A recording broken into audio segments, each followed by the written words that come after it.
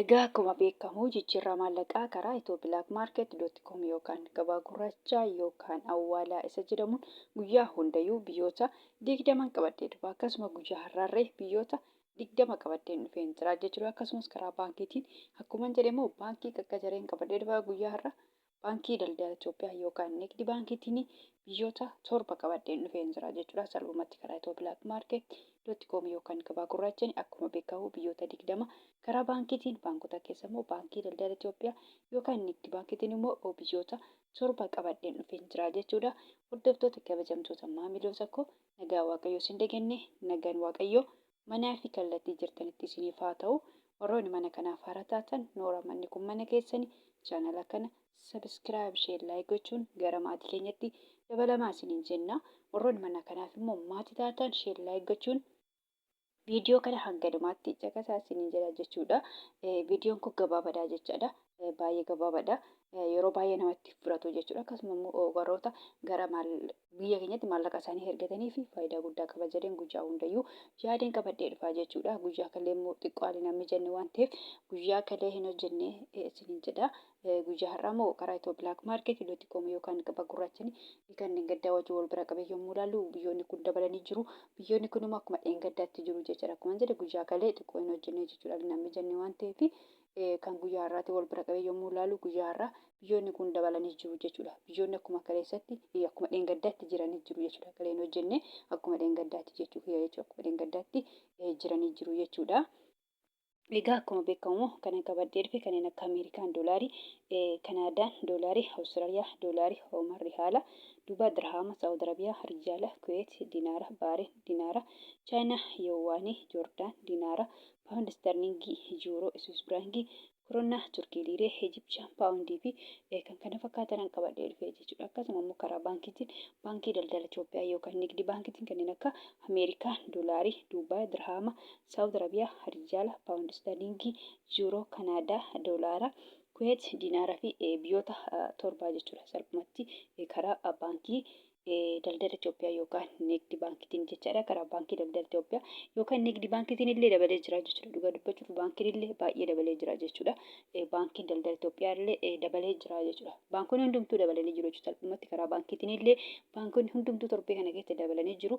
Itoophiyaak.com illee dabaleetuma jira jechuudha. Dhugaa dubbachuudhaaf baay'ee bareeda jira jechuudha. Biyyoonni hundumtuu karaa Itoophiyaak.com illee karaa baankiitiin illee birriin doolaariin dabalee jira jechuudha. Salphumatti jechaadha. Amma salphumatti guyyaa hundayyuu Ameerikaa doolaarraa hin ka'a. Guyyaa har'aarra akkasuma Ameerikaa doolaarraa hin ka'a jechaadha. Ameerikaa doolaariin tokko guyyaa har'aa karaa Itoophiyaak.com yookaan gabaa gurraachaan birii 100 fi birii 78 fi saantiba 88 jechaadha. Karaa Itoophiyaak.com yookaan gabaa gurraachaan jechaadha. Akkasuma immoo Ameerikaa doolaariin karaa baankiitiin baankii daldala Itoophiyaa yookaan Nigdi baankiitiin birii 100 fi birii 50 fi saantiba 53 jechuudha. Dhugaa dubbachuuf karaa baankiitiin illee dabalee jira jechuudha. Ameerikaa doolaariin biyyoonni hundumtuu dabalanii jiru jechuudha. Kan itti aanu Kanaadaadha. Kanaadaa doolaariin tokko karaa Itoophiyaak.com yookaan gabaa gurraachaan birii 100 fi birii 27 fi saantiba 64. Akkasuma immoo Kanaadaa doolaariin tokko karaa baankiitiin baankii daldala Itoophiyaa yookaan Nigdi baankiitiin birii 100 fi birii 5 fi saantiba 38. Kan itti aanu Awustiraaliyaadha. Awustiraaliyaa doolaariin tokko karaa Itoophiyaak.com yookaan gabaa gurraachaan birii 100 fi birii 16 fi saantiba 93. Ooman Riyaalli tokko karaa Itoophiyaak.com yookaan gabaa gurraachaan birii 400 fi birii 65 fi saantiba 84. Kan itti aanu Duubaay Dirhaamii tokko karaa Itoophiyaak.com yookaan gabaa gurraachaan birii 48 fi saantiba 78. Akkasuma immoo Duubaay Dirhaamii tokko karaa baankiitiin baankii daldala Itoophiyaa yookaan Nigdi baankiitiin birii 40 fi saantiba 98. Saawud Arabiyaa Riyaalli tokko karaa Itoophiyaak.com yookaan gabaa gurraachaan birii 47 fi saantiba 76. Akkasuma immoo Saawud Arabiyaa Riyaalli karaa baankiitiin baankii daldala Itoophiyaa yookaan Nigdi baankiitiin birii 40 fi saantiba 13.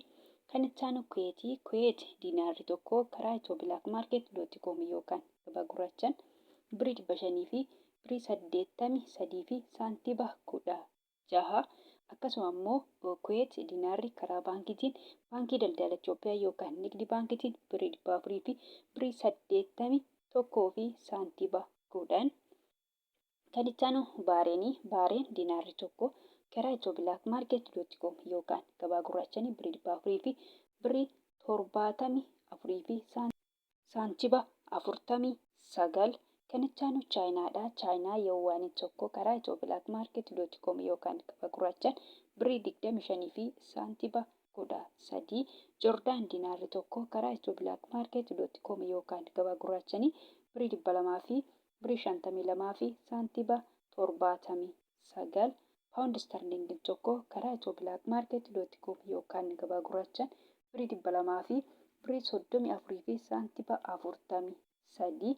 Akkasuma immoo paawundi sterlingin karaa baankii daldala Itoophiyaa yookaan Nigdi baankiitiin birrii 100 fi birrii 94 fi saantiba 01.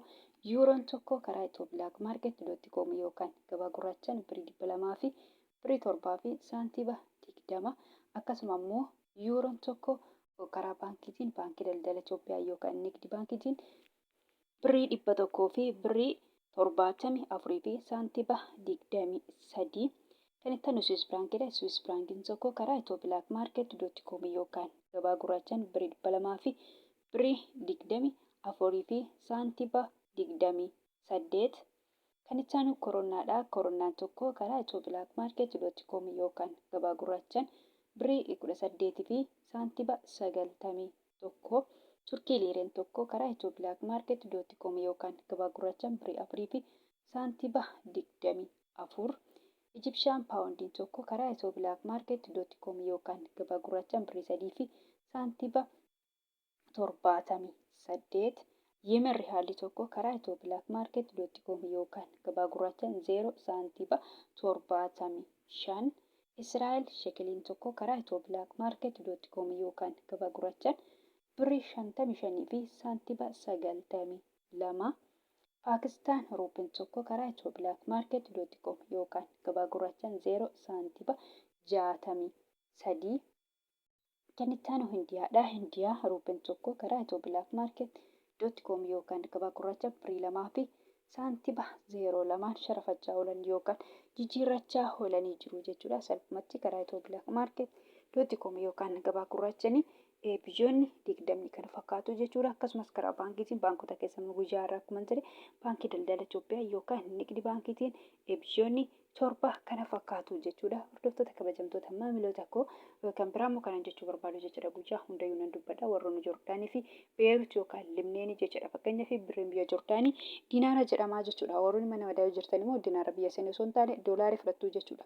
Beerut yookaan Libneen immoo birriin biyya sanii akkuma jedhe paawundii jedhama jechuudha. Paawundii Beerut yookaan Libneen baay'ee xiqqoodha jechuudha.